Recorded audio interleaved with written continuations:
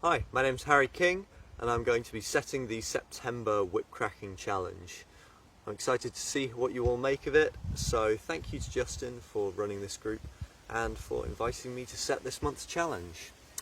Most of the whip cracking I do is with shorter whips like this 5-footer you'll see me using here, and the closest thing I have to a coherent whip cracking style comes from trying to think up variations and new combinations based on tricks I'm learning in order to help me learn them better and to be able to teach them to other people when they ask.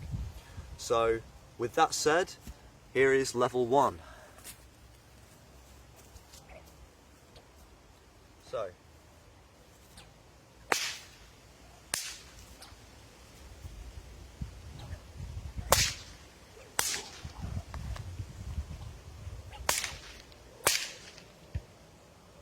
and see that from the side.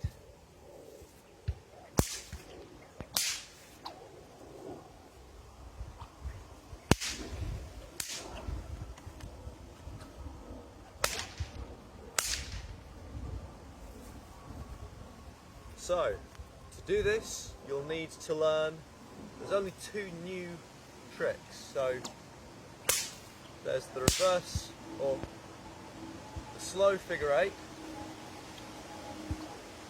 overhead crack, and reverse overhead crack. You need that in both hands.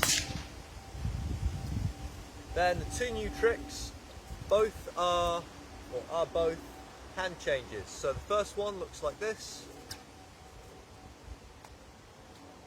Do that again. And from the side, do it a bit higher. So the way you do that is by lifting the whip up as if you're going to do a cattleman's crack, but instead of bringing your arm back down, when your hand is at about shoulder height, let go of the whip and bring your other arm up to catch it. You hold your other arm up like you're shielding your eyes from the sun, and you try and catch it as close to the side of your head as you can. At first you'll be reaching out for it and having it over here. You don't want to do that, or it's good to learn, but try and get it as close to your head as you can. The aim is ultimately for the whip to come to your hands, not your hand to reach out for the whip. So, like that. And then you can swing it round into the overhead plane. So, the next hand change is this one here. And I'll show you that from the side as well.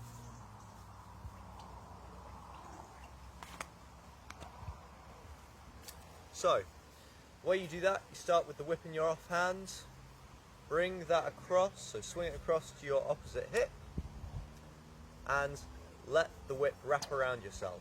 You want to get quite a bit of speed up for this. That helps the whip stay clinging to you as you swing it round, and it prevents it from flying off.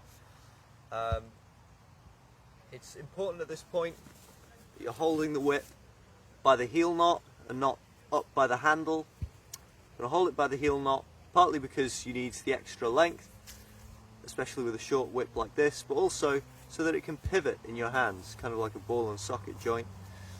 So when you're wrapping it round, the handle can actually lay across your back. So you bring your hand across to your opposite hip, and as you feel the handle lay across your back and the whip starts to wrap around, you bring this hand back to your side so that the whip contacts your arm around the elbow. If you go too low, that happens.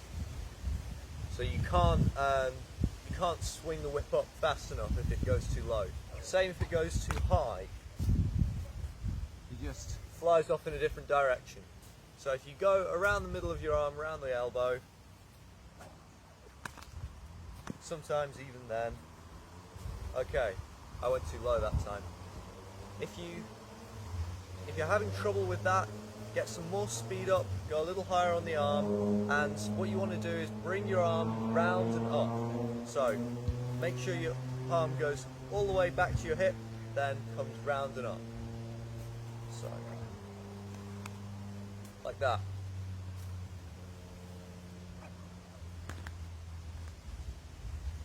So, that's the second new trick, and putting it all together, start with slow figure eights, hand change, overhead, reverse overheads, hand change, reverse overheads, overheads, and at a faster speed, I'll do it facing the camera.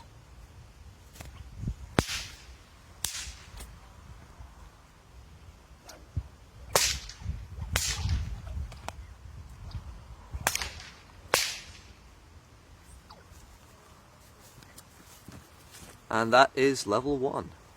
Good luck.